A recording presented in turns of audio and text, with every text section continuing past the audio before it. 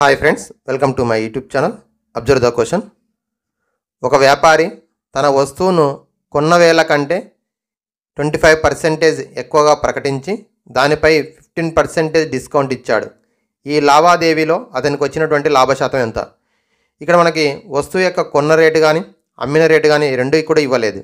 అయితే ఇక్కడ కొన్న వేల కంటే 25% ఎక్కువగా ప్రకటించి, అంటే మార్కెట్ ప్రైస్ అనేది దానిపైన ఎంతైతే కొన్నాడో దానికి 25% యాడ్ చేసి మార్కెట్ ప్రైస్ అనేది దాని మీద ప్రింట్ చేయడం జరిగింది.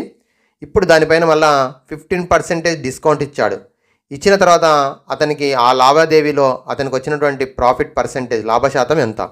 సో తెలియదు కాబట్టి, రెండు కూడా తెలియదు కాబట్టి ఇప్పుడు మనం ఉదాహరణకు కాస్ట్ ప్రైస్ 100 రూపీస్ అనుకుందాం.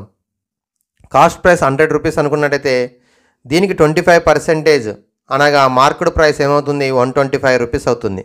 ఎందుకంటే కాస్ట్ ప్రైస్ పైన 25% ఎక్కువగా మార్కెట్ ప్రైస్ అనేది ప్రింట్ చేయడం జరిగింది. సో 125 అవుతుంది. ఇప్పుడు డిస్కౌంట్ ఎంత ఇచ్చిండు? 15% ఇచ్చిండు. So selling price is equal to market price into 100 minus discount percentage by 100. ఇది ఈ ఫార్ములా ప్రకారం మనం ఏం చేస్తాం? ఇప్పుడు అతను ఎంత కమ్మిండో తెలుసుకుంటాం. Selling price, so market price ఎంత అనుకో, ఇక్కడ ఎంత వచ్చింది? 125 వచ్చింది. సో 15% డిస్కౌంట్ ఇచ్చిన తర్వాత రిమైనింగ్ 85% అవుతుంది బై 100. ఇప్పుడు క్యాన్సిల్ చేస్తే 25 5 జా 25 4 జా.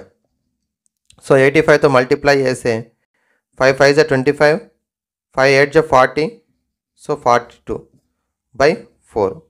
సో 425/4ని డివైడ్ చేస్తే మనకి సో 4 1 జా 4, 4 0 జా 0, 4 6 జా 24, సో 1 మిగులుతుంది 0.25. సో 106.25 వచ్చింది. ఇది సెల్లింగ్ ప్రైస్.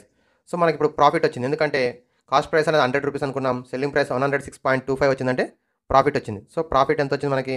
6 రూపీస్ 25 పైసా వచ్చింది. ఇప్పుడు మనకు అడిగింది అమౌంట్ కాదు, సో పర్సెంటేజ్లకు మార్చాలి. సో ఆ పర్సెంటేజ్లో మార్చాలంటే profit percentage is equal to profit 6.25 by cost price 100 into 100. So cancel చేస్తే 6.25 అంటే 61/4%.